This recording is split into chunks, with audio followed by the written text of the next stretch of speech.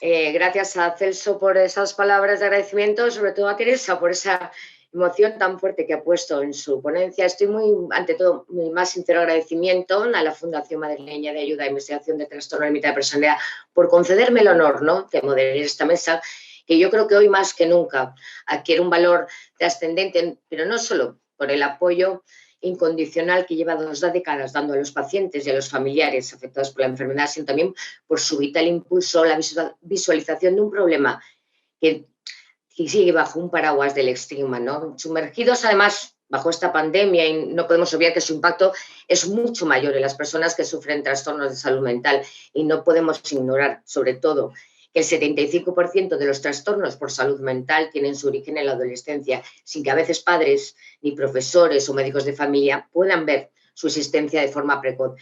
Ahora, con la llegada del COVID, nos enfrentamos a un nuevo detonante, a un nuevo factor de riesgo que les puede agravar.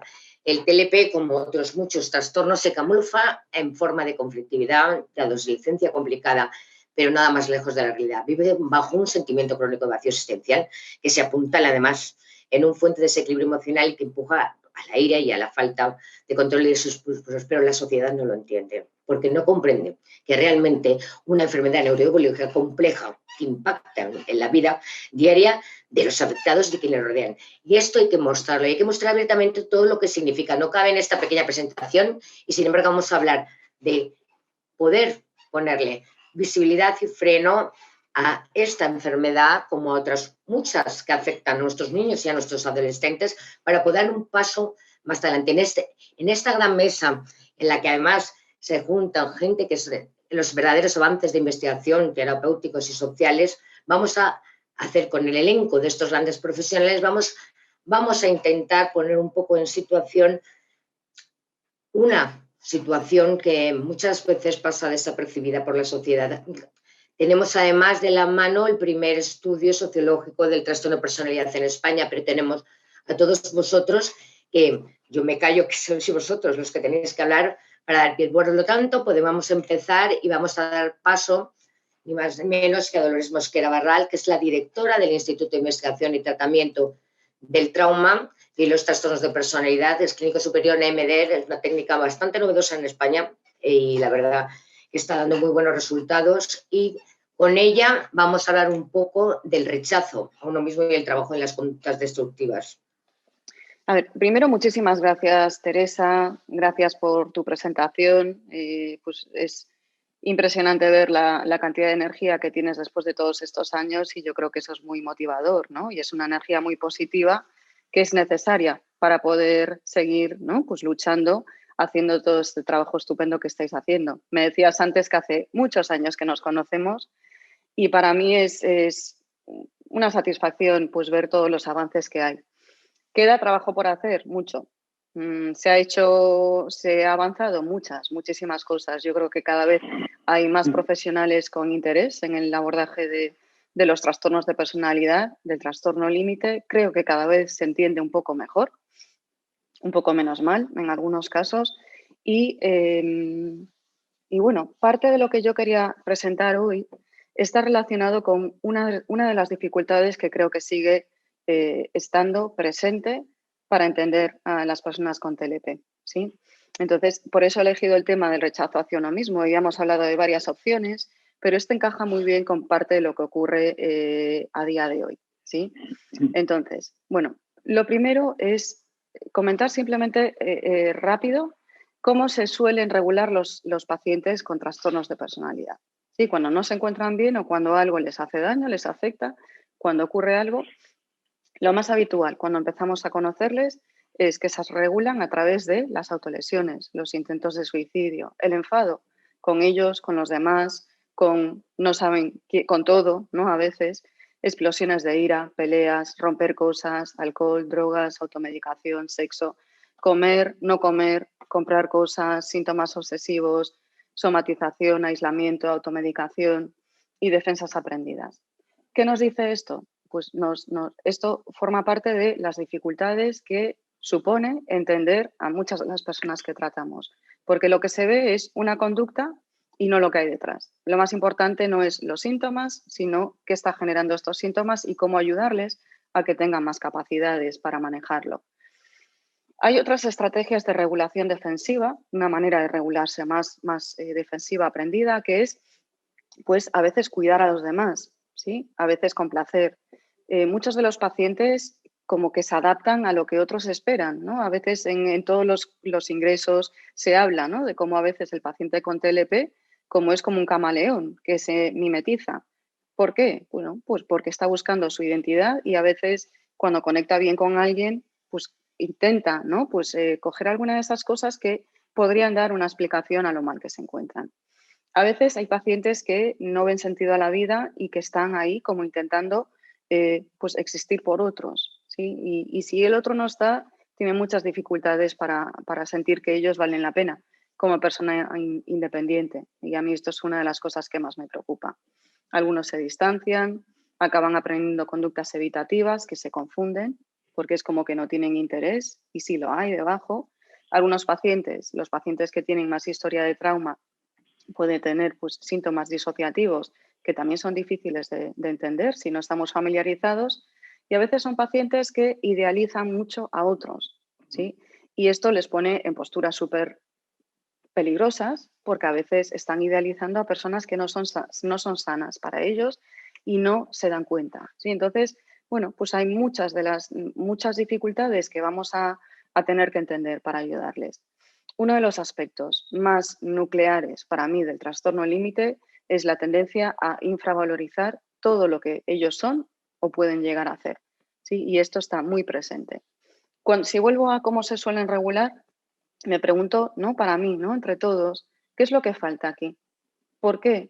Porque hay personas que en lugar de intentar regularse a través de tratarse bien, hablarse bien, intentar cuidarse, intentar no hacerse daño, intentar pensar en cómo pueden manejar la situación, ¿por qué recurren a este tipo de conductas? Bueno, hay muchas dificultades para tolerar el malestar y el afecto negativo, y esto pues, es algo que tenemos que poder trabajar en terapia. En algunos pacientes hay dificultades para sentirse bien. Cuando se sienten bien, se sienten como culpables o les activa otras sensaciones negativas, como que no son capaces de quedarse con esa sensación de bienestar, como que no se la merecen a veces. Por eso estoy hablando de este tema de rechazo hoy.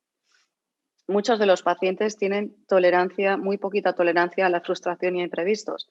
Eso no significa que no la puedan desarrollar, la pueden desarrollar y de hecho cuando están mejor tienen más tolerancia. Suele ser cuando están más pues en etapas más delicadas o cuando están más activados emocionalmente, cuando algo les está haciendo daño.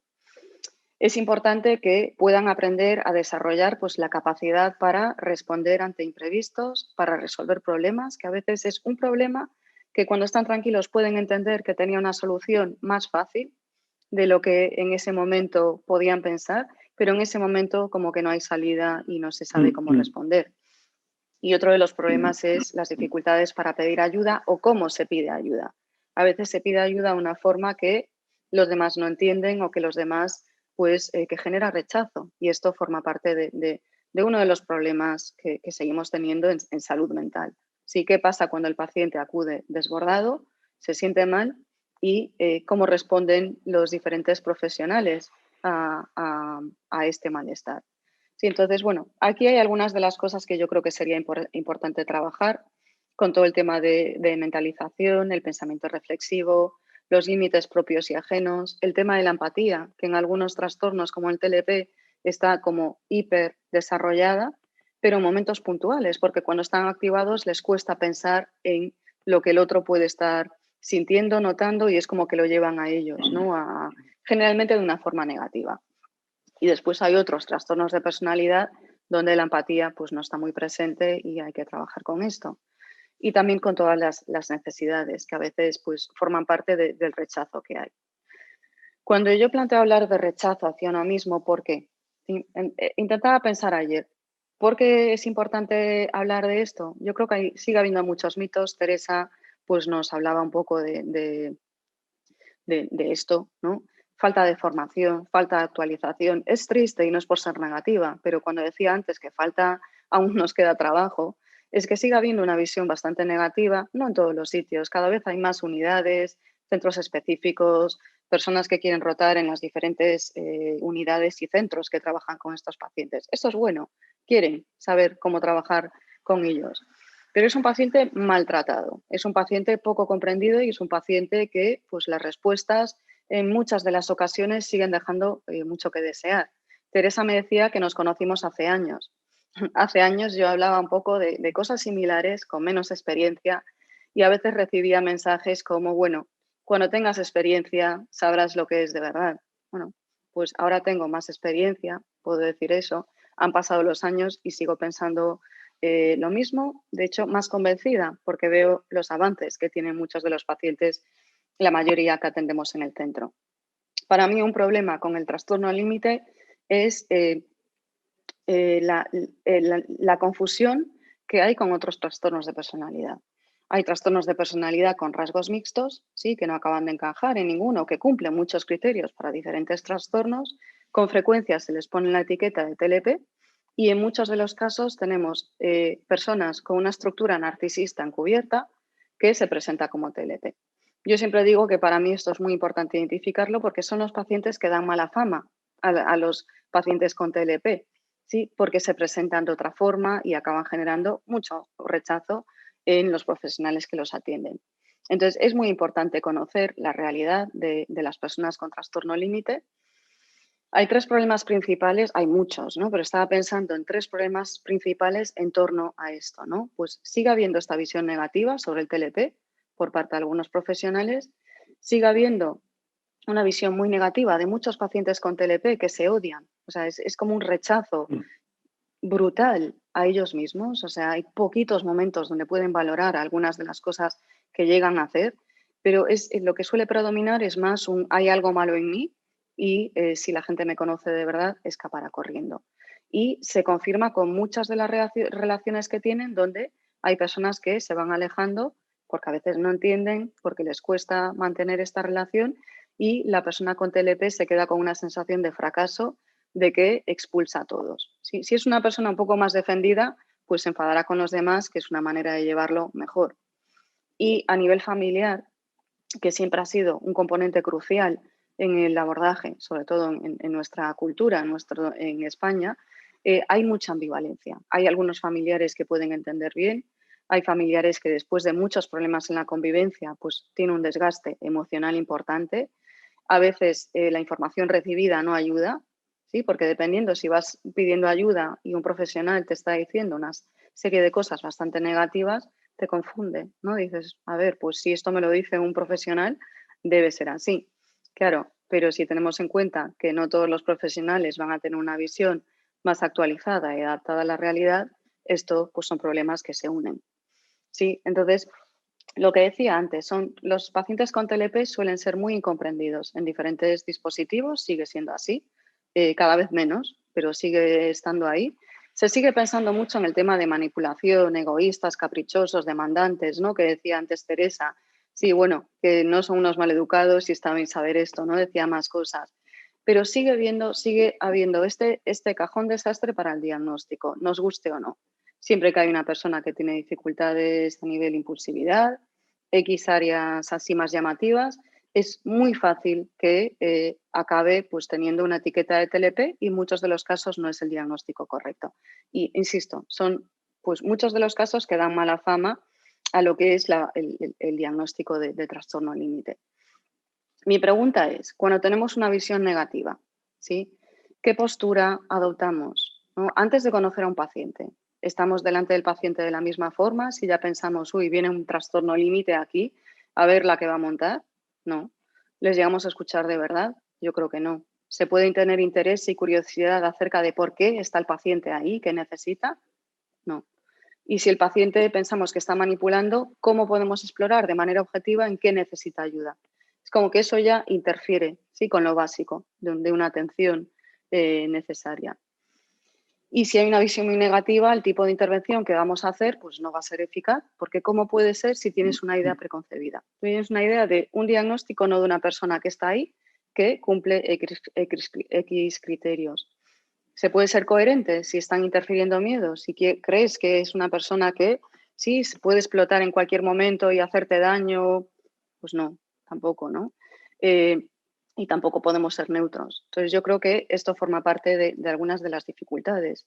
El TLP, que es una persona habitualmente con un rechazo y un odio, ¿no? Pues muy persistente hacia ellos mismos, suelen tener una autoestima muy baja. Esta es la realidad del TLP. Es un paciente que siente mucho rechazo hacia sus conductas, mucha vergüenza y que le cuesta diferenciar entre conducta, manera de responder, aprendida generalmente, y la forma de ser.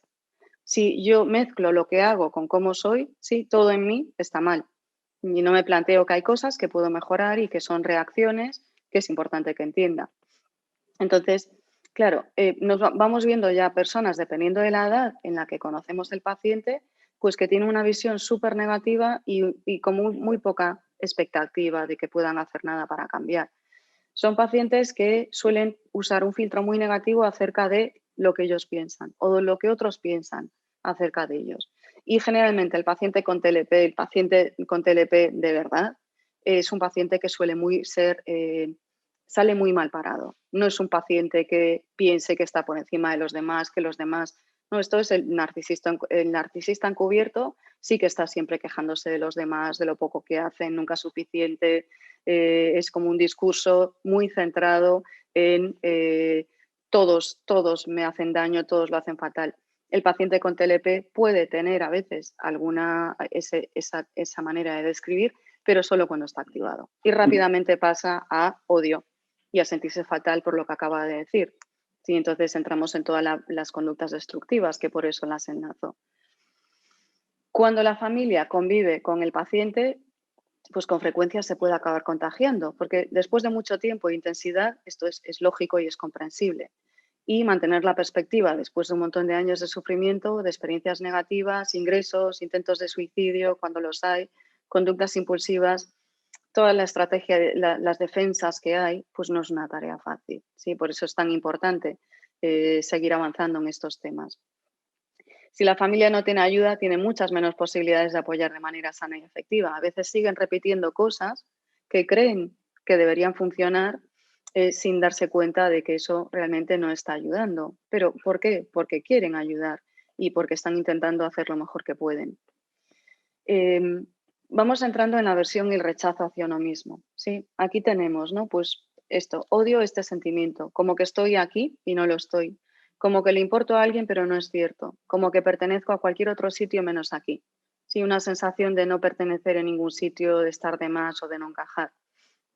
Odio mis ojos, mi pelo, mi sonrisa, mi barriga, mis muslos, mi risa, mis cicatrices, mi vida, a mí misma. Hay un rechazo muy persistente en muchos de los pacientes que atendemos y nada que les guste. Le preguntamos por algo de ellos que les guste y les cuesta. A veces una de mis pacientes me decía que soy cariñosa. No podía decir nada más, no se le ocurría y tenía un montón de cualidades y no solo emocionales, físicas también.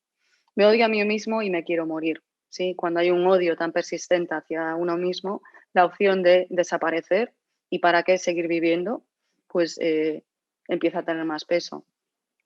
Y muchas veces lo que quieren decir les cuesta encontrar palabras, precisamente por muchas de las dificultades que comentaba al principio, y acaban diciendo cosas que otros no entienden o pues lo que por activarse emocionalmente lo que creen que el otro puede pensar. Por ejemplo, yo quiero intentar ir a disculparme, empiezo a pensar en cómo va a reaccionar el otro, que me va a decir que no, que me va a tratar mal y entonces ya cuando me acerco la interacción es desde lo que yo pienso que va a pasar. Funciona un poquito así. Muchos de los familiares nos dicen, cuando hablan de sus hijos o de su ser querido, que se odian, ¿no? Que se odian más que a nada, que es algo que les da muchísima pena, pero que lo ven así. Y cuando alguien tiene todo este odio, este rechazo dentro, ¿cómo puedes librarte de algo que está dentro y que no entiendes? ¿Sí? Entonces aparecen todas estas conductas de las que hablaba al principio para intentar manejarlo. Entonces, por una parte tenemos el rechazo hacia uno mismo y la vergüenza persistente como un problema y síntoma y por otra parte como una solución defensa. Cuando una persona no ve salida, no sabe manejar una situación, acaba pensando que todo es culpa suya y desde ahí acaba intentando solucionar lo que es como un círculo que no tiene salida, ¿no? Sin atención, sin una intervención en este área. Sabemos que las conductas destructivas, pues no es solo los cortes, ¿no? Pues lo que más se conoce si pensamos en TLP, sino cualquier conducta que tiene un impacto negativo o podría tenerlo en nuestra mente o cuerpo. Incluye el tipo de decisiones que tomamos, que también pueden ser destructivas, ¿sí? Hay pacientes que hablan de que se boicotean ellos mismos, a veces porque se lo dicen otros, pero a veces porque tienen la sensación de que en el fondo están como, son su peor enemigo. Y esto lo dicen muchos familiares también. Cuando exploramos con los pacientes, muchas personas no son conscientes de los hábitos autodestructivos que tienen. Es lo que han aprendido, llevan un montón de años respondiendo así y no se dan cuenta de eso. Cuando empezamos a trabajar, ayudarles a pensar en esto, sí que pueden darse más cuenta. Bien, muchos pacientes con TLP recurren a conductas autodestructivas como autolesiones, abuso de alcohol, drogas, atracones, etcétera, lo que ya sabemos. ¿Qué ocurre después? Que se suelen sentir muy mal, se avergüenzan y la vergüenza alimenta el problema y el rechazo que tienen hacia ellos mismos y hacia lo que ellos creen que en lugar de ser una respuesta, su manera de ser, ¿sí? Entonces nos encontramos con un bucle, ¿no? Es como, soy un fraude, soy una cáscara vacía, ¿qué pasaría si viesen lo incapaz que soy realmente?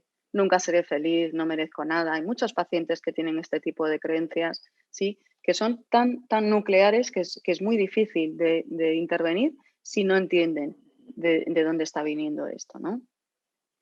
Y muchos de los pacientes tienen dificultades para entender lo que es la vergüenza. Sí, la vergüenza, a ver, voy a comentar aquí algo que no tiene una traducción muy buena en español. En inglés sí que tiene pues, diferentes componentes, lo que es esta palabra, pero creo que con las descripciones nos va a quedar un poquito más claro por qué estoy planteando esto aquí. No es solo ser como más vergonzoso, no estoy hablando de esto, estoy hablando de que muchas veces hay pacientes que tienen pues, este sentimiento desagradable que no entienden, que es importante entender los diferentes grados de la vergüenza y que la sensación de vergüenza, lo que decía antes, más conocida, está asociada a esta timidez, a quedarse cortado.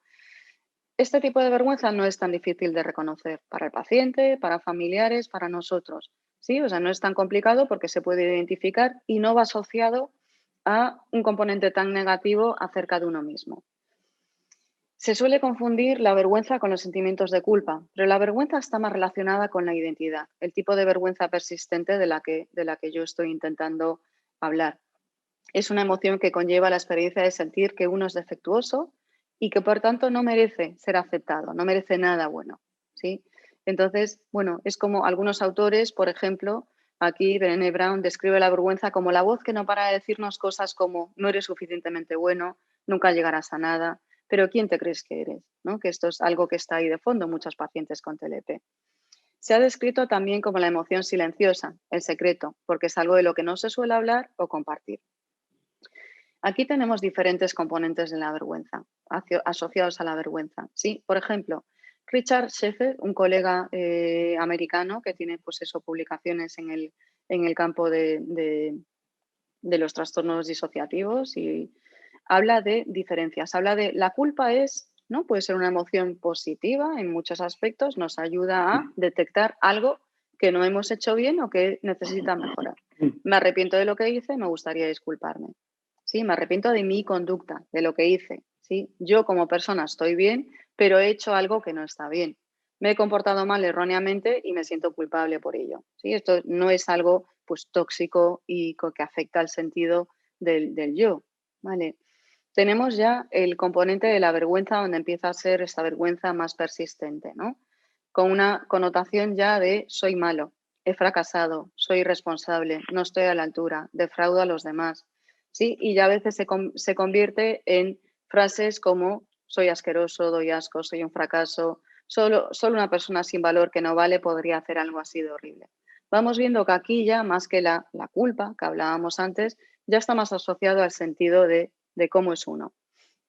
Y si damos un paso más a la vergüenza crónica, sí, ya es la sensación de ser malo, de que me pasan cosas malas porque me lo merezco. Si le tiene que pasar algo malo a alguien, debería pasarme a mí porque no merezco nada mejor. No soy querible, no tengo ningún valor, no valgo, no hay nada en mí que valga la pena. Nada de mí es rescatable, es salvable. Soy un fracaso como ser humano y merezco estar muerto. Claro, ¿el paciente con TLP piensa esto siempre? No. pero en los momentos de más dolor, de más intensidad, donde algo ocurre que les cuesta entender o tienen una reacción que no acaban de poder entender a qué se debe, sí que se activa todo esto y cada vez va teniendo más fuerza. Y esto, claro, te deja con una sensación de ser una persona defectuosa que nadie va a querer, ¿no? O entender. Bien, esto no me da tiempo. Bien, entonces, los ejemplos para trabajar el rechazo a uno mismo y la vergüenza persistente. Simplemente, bueno, déjame una diapositiva. Aquí. Tenemos un autor que ha hablado de la brújula de la vergüenza. Y este autor habla de diferentes maneras de responder a esto. Tenemos el paciente que se ataca, la persona que se ataca a sí mismo, el paciente se autorregula a través de la autoculpa. Debería avergonzarme de mí misma, soy tan estúpida, etc. Otros pacientes tienen otra manera de responder y esto puede ir variando también en función del momento, que es atacando a los demás. Ellos son el problema, ¿sí? No la persona, la vergüenza se exterioriza y se rechaza. Y después tenemos el retraimiento o aislamiento, que es la vergüenza se acepta como verdadera, evocando ansiedad acerca de exponer, de que otros se den cuenta. Y la evitación de la experiencia interna, ¿no? Que muchas veces está asociado a intentar no conectar con lo que hay dentro de uno mismo, con el colapso, con la disociación y con evitar todo lo que yo estoy sintiendo, ¿sí? Y ahí es donde entran también las conductas destructivas. Vale. Entonces, bueno, ¿qué queremos hacer de alguna manera a grandes rasgos? Sí que puede ser muy útil ayudar a los pacientes a pensar, pues, a distinguir entre maneras de pensar que nos pueden ayudar a estar mejor o maneras de pensar sobre lo que ha ocurrido que son muy aprendidas, que están como en el cuerpo también y que quitan recursos, ¿sí? Entonces, es ayudarle también a ver qué me ayuda a sentir mejor, más ligero, con más confianza o qué me ayuda a simplemente confirmar que todo va fatal y que se sienten pues, con más ansiedad y más malestar. ¿Qué queremos hacer? Que empiezan a darse cuenta de, ¿no?, lo que está quitando toda esa energía, lo que interfiere y qué cosas van a ser más prácticas. ¿Sí? Tenemos aquí algunos ejemplos, yo he buscado unas fotos, ¿no?, para hacerlo un poco más gráfico de lo que podemos ver aquí. Hay pensamientos que quitan recursos, ¿cómo los identificamos? Pues aquí son animales, pero con esta sensación corporal, ¿no?, de cómo me siento así. Y desde ahí, si vamos viendo, son cosas que nos llevan a sentirnos sin energía, sin capacidad. Después puede haber otro tipo de pensamientos o sensaciones que nos permiten tener una visión como más abierta, con más capacidades, sentirnos más eficaces, ¿vale? Entonces, lo que va a ser muy importante para este tipo de trabajo es, para reducir la aversión hacia uno mismo, es intentar que no se centren tanto en el contenido. Muchos pacientes están muy atascados en lo que el otro hizo, lo que dijo, lo que ocurrió con todo tipo de detalle. Eso a veces es una estrategia defensiva para realmente conectar con el dolor que hay debajo. Entonces, muchas veces es más intentar ayudarles a pues, estas técnicas distractoras que se hacen en principio para que puedan aprender a enfocarse en algo más neutro o regulador que no les active más. ¿Vale? Entonces, bueno, esto requiere práctica, puede que les cueste inicialmente, a veces hay como herramientas de ayudar al paciente a estar en el aquí y ahora, ¿sí? Pues más focalizado en temas de atención plena, etcétera, que puede ser muy útil. Con conductas destructivas hay muchas maneras de intervenir y en AMAIS hace un montón de trabajo en torno a esto que yo no me voy a repetir aquí, pero sí que es muy importante simplemente recordar algunas cosas básicas. El paciente, cuando no es capaz de parar, de dar un paso atrás y pensar en diferentes alternativas de respuesta, tiene mucho trabajo que hacer. Cuando un paciente es capaz de, en lugar de reaccionar inmediatamente, pararse a pensar, ¿no? Bueno, ¿qué está pasando? Y las diferentes opciones que tiene, ya es un paciente que tiene muchas más capacidades y que va a recurrir cada vez menos a la acción impulsiva. Cuando un paciente consigue darse cuenta de que las emociones son transitorias, no se ahogan ellas, ¿sí? No se desborda por completo. Puede decir, bueno, me encuentro muy mal, me encuentro enfadado, etcétera, pero esto va a pasar, ¿sí? Entonces, eso es otro de los pasos importantes en terapia. Todas, aprender recursos de autorregulación, esto es muy importante.